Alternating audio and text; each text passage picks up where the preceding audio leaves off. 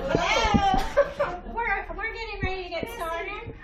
I'm Connie Whitman. I'm the assistant director here at the library, and we are so glad that you all can make it today for Belle's presentation and her book signing. Without further ado, I'm just going to introduce Belle so we can learn more about the Rock Steady program if you're not already involved with it, which I'm not, but I would love to hear about it. So we'll just get started. Welcome, Belle. Come on. Thanks, Greene. If you've never been in our library before, please take a look around after the presentation. We love our library. Thank you. Hello, Rock Steady. Hello, Rock Steady. My name is J.D. Roff. AKA Bill Twig. AKA Bell Twig. All right, so the reason why my name is different for this book is I've written more than 30 books under my real name, and it's a different genre, so I don't want to confuse the readers. So, and thank you, Connie, for letting us do this here. Yes, thank you. Oh, y'all. And I also want to thank the coaches, Leslie, who is no longer with us, with deceased, Spirit, Barbara, and Melanie is our new head coach. Yay! So one more thing before we get started.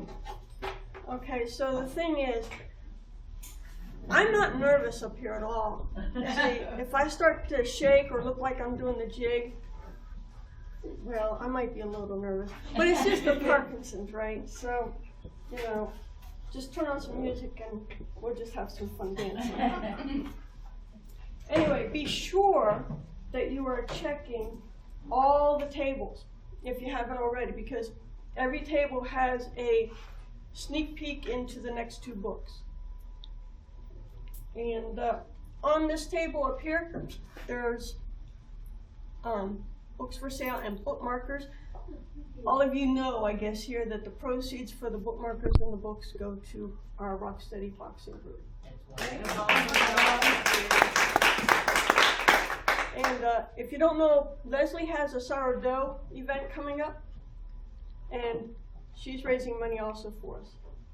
All the proceeds from that, after the cost, go to our Rock Steady boxing. Thank you, Leslie. So I guess you came here because I wrote this book, right?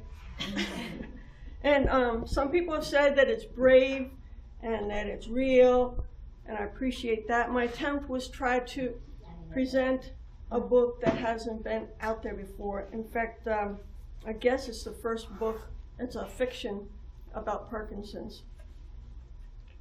Writing the book wasn't the hardest part, really. The hardest part's going to be signing the books. You should get you a stamp. Yeah. But really, I am looking forward to signing the book. So when I was first diagnosed, I started looking for books. You know, I'm always researching, right? So I started looking for a fiction that I could read instead of all the bad information. You know, it's this symptom, it's that symptom, all the clinical studies. The brochures with old people looking, if only, into the past. You know, it's all gone. Or they'll be looking over into the future. The sun is setting and oh, it's all doom and gloom, right? And that was okay, I guess. And then I read some memoirs and autobiographies, right? And some of those are really good, but most of them are very heroic. Either the caregiver's heroic or the patient's heroic, or it's a tragedy. So I wanted something different because my life has Parkinson's, but it also has dark humor, stubbornness, and according to my husband, good coffee in the morning. But, you know, I don't drink coffee. I actually think it's nasty. But she likes the smell of it. Yeah, I love the smell of it. And so here I am. I wrote a book called Spilled Coffee, and that's kind of the point, that it's not about the coffee. It's about people And everyone's living and experiencing Parkinson's in a unique way. Some may be spilling coffee, hopefully not. But almost everybody I've met who has Parkinson's tries to compensate for it with humor of some sort, whether it's sarcasm, dark humor, nice humor, brightness. They try to be humorous. And I really think that people with Parkinson's have something to give us more than just a diagnosis. Some right, some don't. Sure. Yeah. So according to most researchers, there's some that disagree. There's a chemical called dopamine that plays a role in Parkinson's. We could think of that as the feel-good chemical in our body. Well, when the coffee shop of dopamine starts to shut down inside of us, then we start to act like we haven't had our coffee shot in the morning. We're tired, beyond tired, fatigued to the point where we can barely get out of bed. We start moving slower, we start shaking, and you all know the symptoms in here. But the coffee shop in our brain is shutting down.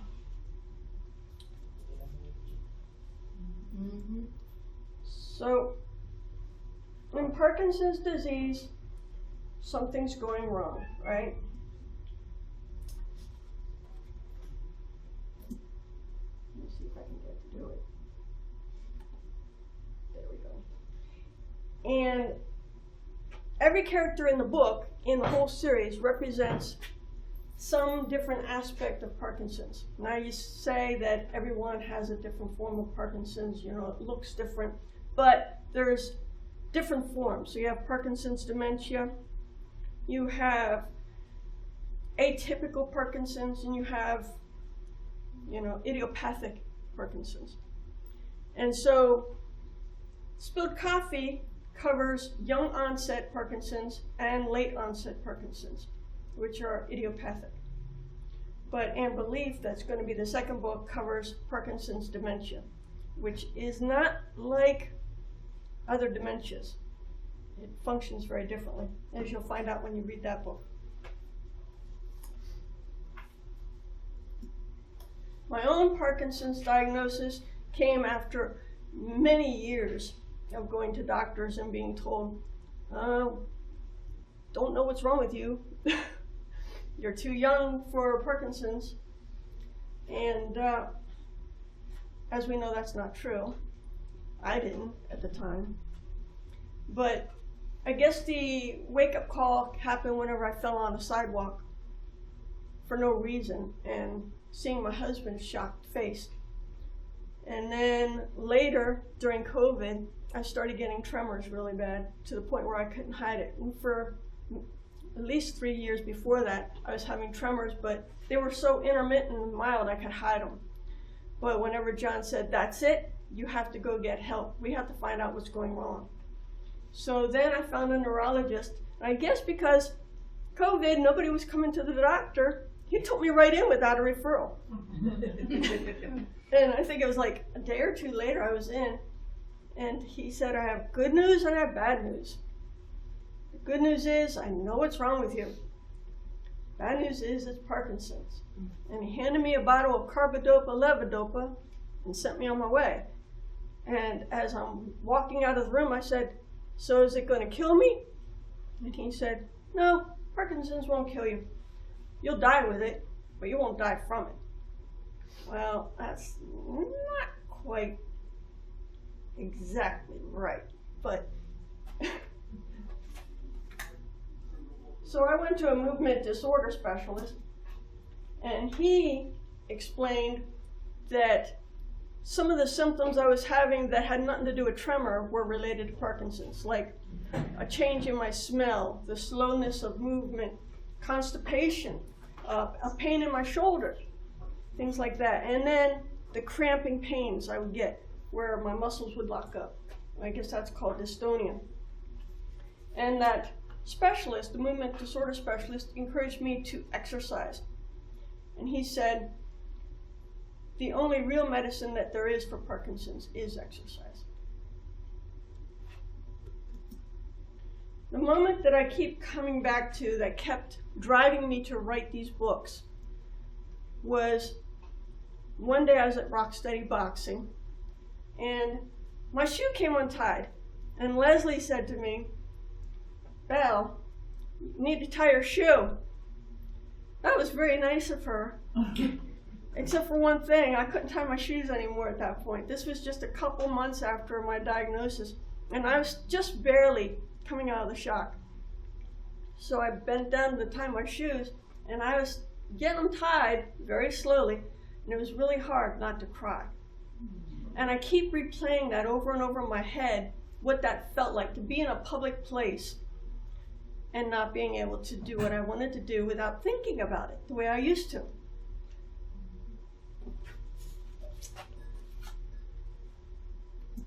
So Parkinson's is more than symptoms. It hits us psychologically, emotionally, and relationally.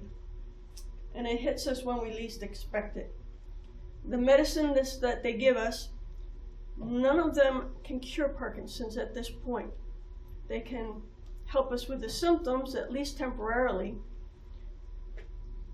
Right now, research is showing that the only proven possible thing that we can do to possibly slow the progression of Parkinson's is exercise.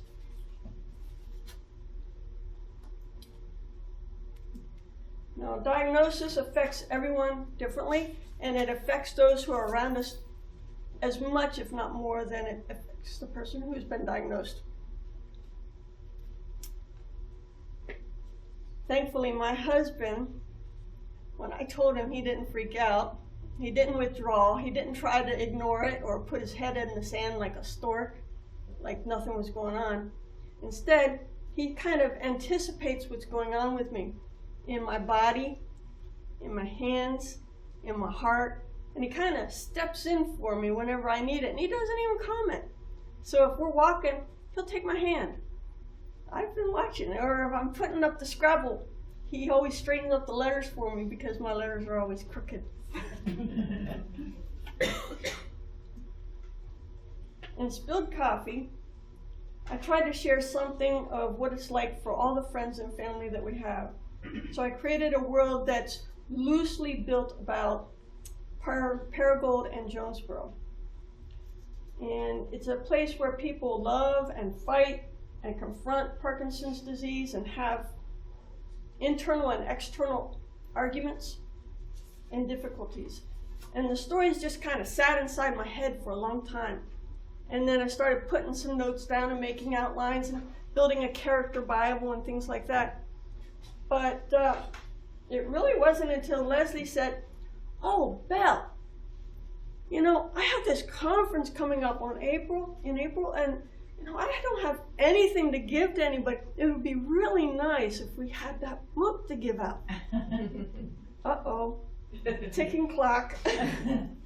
So whenever there's a deadline, there's pressure on, and it really pushes you to do it. And whenever I was first diagnosed, I got diagnosed at stage 3. And I'm now stage 1, according to the plan. It's been hard fought, though. You have fought through it like nobody else. Yeah. And it did take a lot of work. And Barbara kept telling me, "Punch harder." She'll do that to you. And Leslie kept encouraging me to exercise between Rock Steady boxing sessions, saying, "It's not enough just to box here. You need to do more." And I did research, and she was right. It takes quite a bit more than just going there twice a week. And so between Barbara and Leslie, I really got a chance to get a day to relax. Well, kidding. A little.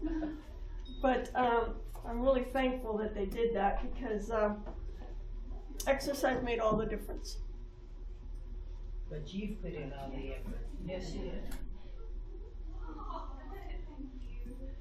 So my experience with Parkinson's disease and the research I did while enrolled in a graduate program informed me on how I built the novel.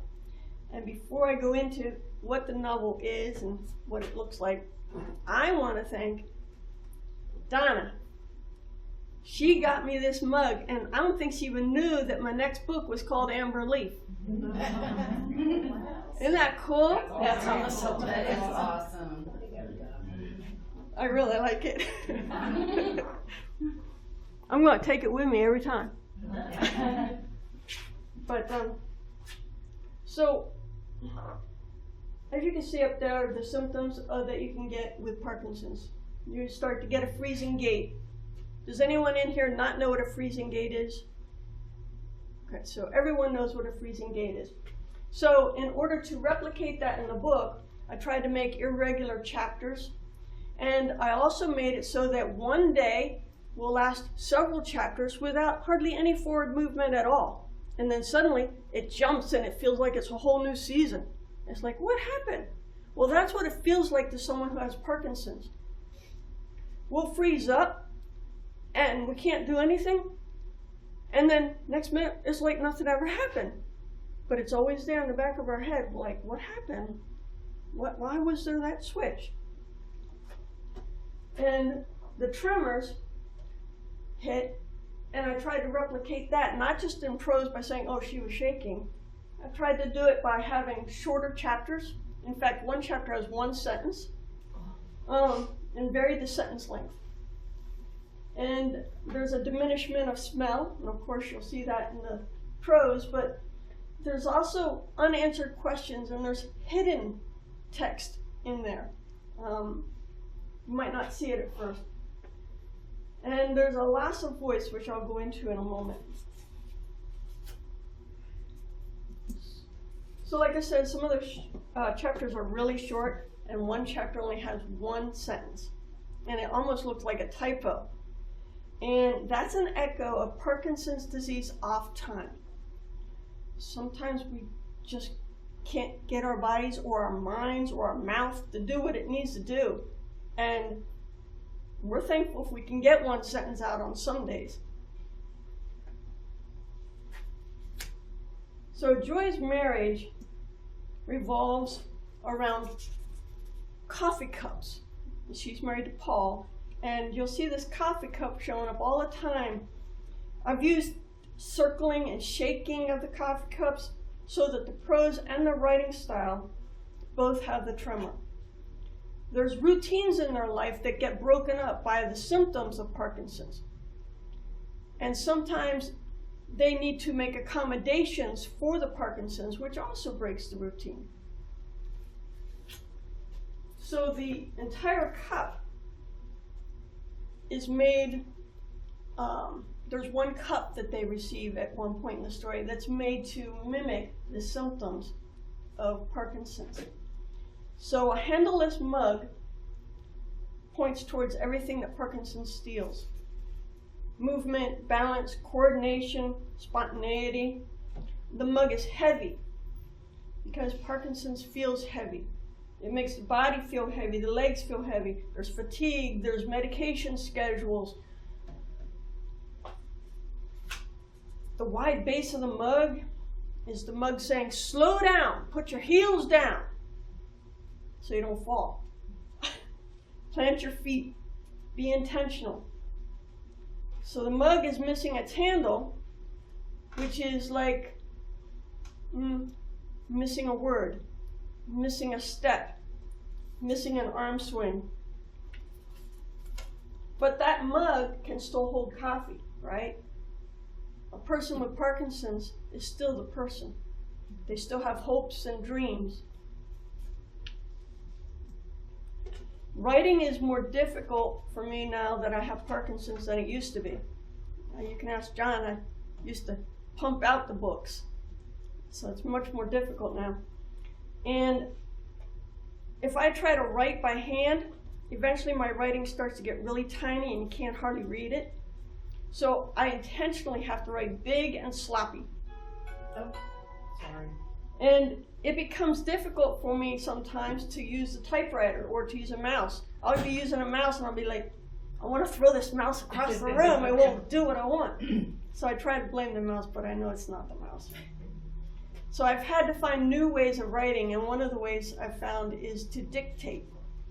And that's really a lot of fun, but it's also kind of embarrassing. So I like to do it whenever John's not around. And now I have a new way of doing it, so now I can do it on camera while I'm walking. I think I'd like to read real quick something.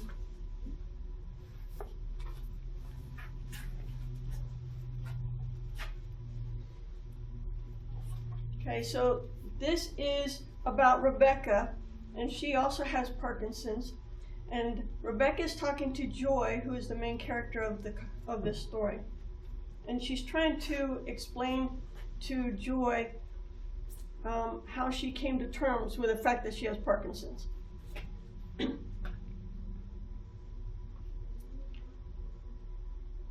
Rebecca said, "I was shocked when I found out I had Parkinson's." Me too. Thought I was tired or stressed or getting old. She paused. Isn't that what we all do? Make excuses until we can't anymore? What made you stop making excuses? Rebecca said, I couldn't tie my shoes. Sounds stupid, right? I'm a pharmacist. I dispense medications. Some cost more than my car. I counsel people on life-threatening conditions, but a shoelace defeated me. I sat on my bathroom floor crying. My cat walked by and looked at me like I was the saddest thing she'd ever seen. Oh, I can relate. Thing is, I know the symptoms, but I convinced myself it was something else, right up until those shoelaces.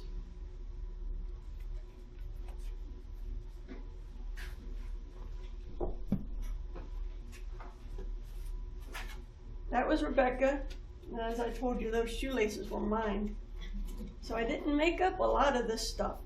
Most of the stuff in the story, I just kind of tilted it a bit.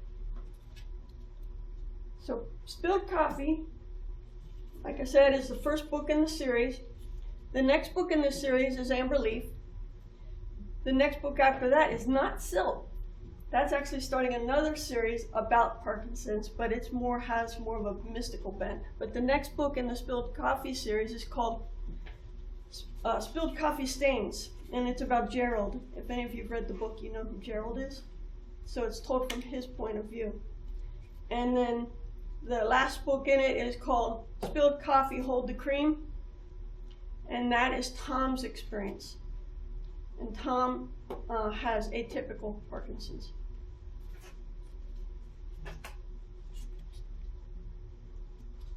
So I hope you pick up a copy of Spilled Coffee, please, if you haven't already, because all the book sales and bookmarker proceeds are going to go to St. Bernard's Health and Wellness for their Parkinson's exercise program. And of course, I'll sign your copies. Also, there's sign-up sheets for the newsletter to stay up to date. I would like to ask Melanie and Barbara and Leslie to come up here for just a moment.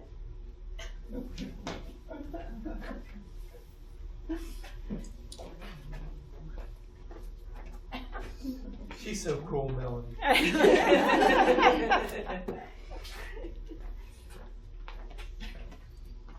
Thank you. Oh, thank you. You're welcome. So, I want to ask, why is Rocksteady Boxing so important for people with Parkinson's? I think you said it earlier. I was gonna say. You said it earlier and you summed it up perfectly. Exercise is medicine for everyone, but especially for Parkinson's patients. And I can't say it much better than that. No. And yes, we push y'all. Mm-hmm. You called me mean before.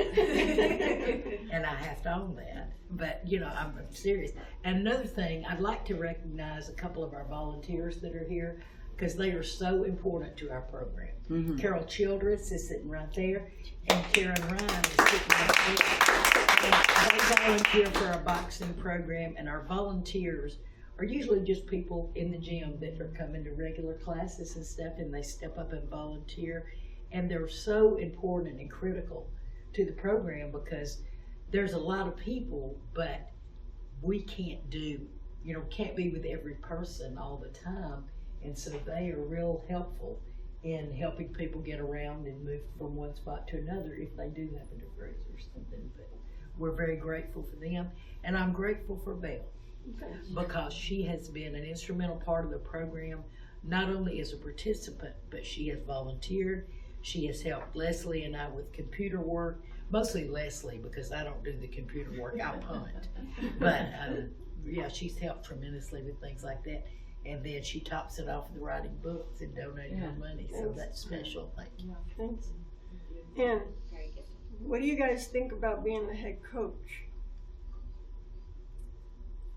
I love it. I took over from Leslie, so. Yeah, it's the most gratifying program that It I've is. ever done. I mean, I've taught since 1981, and I've taught a lot of different formats over my years, and there's nothing like this program, nothing like it.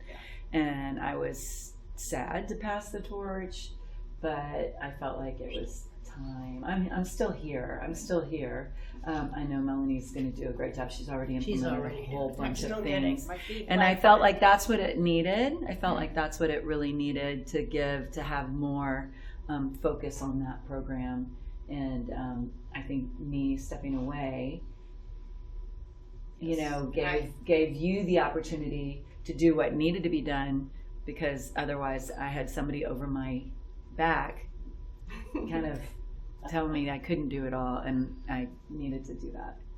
I have lots of ideas and lots of thoughts and lots of everything, but for the last few months I've been gathering in my brain and getting it on paper. You're just getting and started, so you're just going to kill it. I'm extremely excited, and this, like you said, gratifying. I mean, it's just seeing everybody fight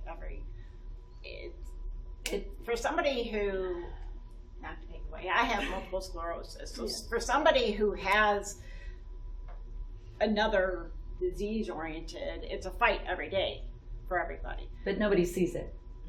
Right, that's the only difference on mine, is nobody sees it. It's Well, a lot of people don't see it with the Parkinson's it's either, internal. A lot of it's internal. It's internal. Yeah. And I'm still learning on all of that and the differences and everything else, and the fight that everybody goes through is extremely, extremely gratifying. And just, I'm so proud to be a part of this. And the work that you've done is an inspiration, I hope. I think I've seen it across the board to those that are just coming to the program. And I really, appreciate you making, through your book, through what you do, through you showing up, through you constantly, you're at shuffle classes, you're working out, you're doing all the things. And I'm just hoping, I've always said, lead by example, and you are leading by example, and that's, that takes work, and you put in the work. Thank you. So, we applaud you. We've got some of our other boxers here. Yes. John Clark back there, Donna sitting right there with her husband, and Hannah are three of our boxers that are in the program that we're really proud of as well. And Hannah, I thought maybe you had something that you'd like to say.